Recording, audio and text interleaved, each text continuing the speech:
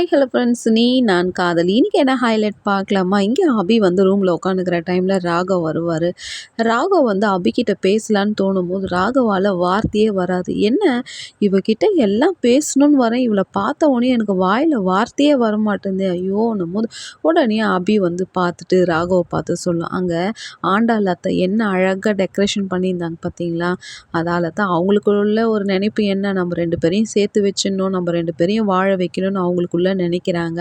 ஆனால் நம்மளுக்குள்ள என்ன, இன்னும் கொஞ்சம் நாளில் நீங்களும் நானும் பிரிய போகிறோம், அதை தெரியாத அத்தை ஏதோதையோ பண்ணுறாங்க, அதால் தான் நான் கிளம்பி இட்டுன்னு வந்துட்டேன், இல்லைன்னா உங்களுக்கும் எனக்கும் இப்போ அங்கே சரியான சண்டை நடந்திருக்கும்.